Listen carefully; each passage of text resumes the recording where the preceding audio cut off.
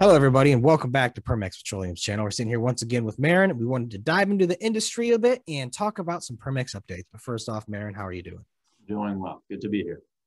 All right, glad to have you on. So let's dive into the industry a little bit. There's some catalysts there. I mean, you're seeing the federal approvals for oil and gas drilling are still increasing despite Biden claiming, climate pledge and everything. It's still going up. Can you tell me some more things you're seeing in terms of what could lead to some big catalysts for this? I think so. What you touched on is more on the political side, and that's a long play. So we're going to leave that alone for now because it's going to continue. It's going to continue. These are all political moves by either party just to build up their base. That's fine. Fair. I don't see that much of an impact within the actual oil and gas operations, nor prices for that matter, which both impact our company and all the other companies. But there are a couple of catalysts to discuss here. One of them actually got sorted out, thank God, this morning. Let's go through them. The OPEC issue. You had the United Arab Emirates, UAE, and Saudi Arabia on a disagreement for the past 2 weeks. They had a standoff on how much they should be increasing production. I'll tell you why that's important in a second. The second one was the Delta variant, which again directly impacts the demand and opening up for oil prices. These are two major catalysts that were in play for the past little while.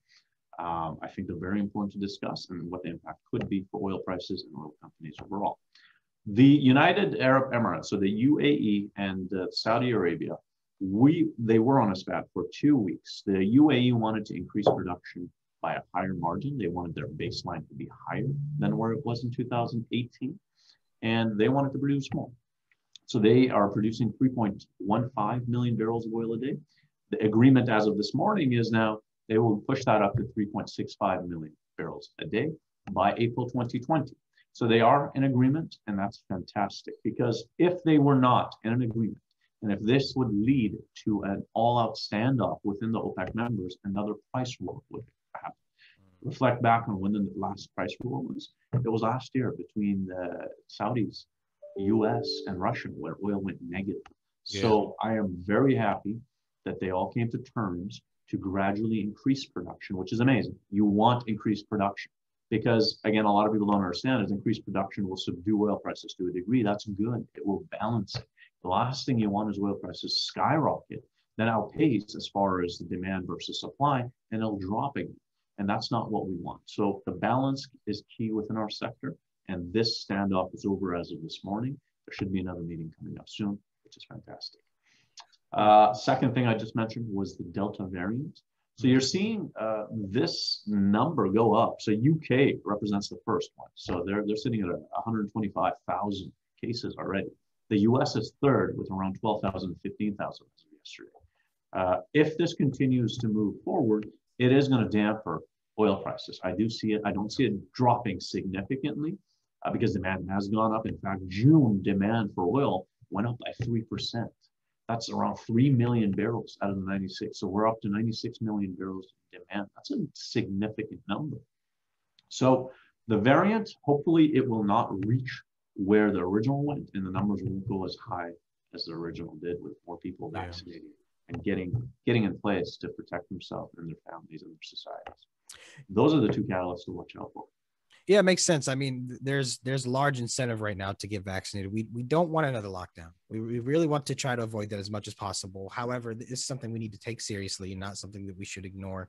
And I wanted to dive into the price war thing just a little bit more. How often, lay this off people not familiar with the industry, how often do these disagreements happen between these large oil producers? It actually happens more frequent than you think. So they all come together once a month to discuss the next production cycle. So when they come to terms on an amount, they have to see what the supply globally is, how much of that market share is taken within OPEC and OPEC Plus, which includes Russia, and then see how much market share they're willing to let go of to balance the market itself. Keep in mind, US, their production has been phenomenal to become the first in the world, but it has taken market share from the other countries. And the other countries have been okay with putting the taps on break in order to balance this out. So it does happen quite often behind closed doors, but in an inflection point where we are today, it is more important than where it was, let's say, 3, 4, 5 years ago because of this COVID concept as well. Yeah, it makes sense. So the factors definitely stack up on top of each other and lead to further issues. But all right, Mehran, I think you did a great job of explaining that. Can we dive into Permex a little bit? Do you have any updates on that side? Sure. On the Permex side, what we're going to be doing over the next short while is providing an updated investor presentation deck, which will be uploaded to our website, which we'll be providing publicly and filed. Investors will have access to seeing, and shareholders, seeing what we have done with our royalty interests, and we'll do a 2-page corporate profile page for them as well, so they can monitor and follow exactly all of this royalty interest permit, what it means, where it's going. Wonderful. Well, it sounds like things are going great there. Everyone stay tuned. We'll get some more updates to you as soon as you can. And stay tuned because we'll also get you news about the industry too. If there's any specific topics you want us to dive into, we will happily do so. So, Mehran, thank you for joining. Everyone have a wonderful day. Thank you.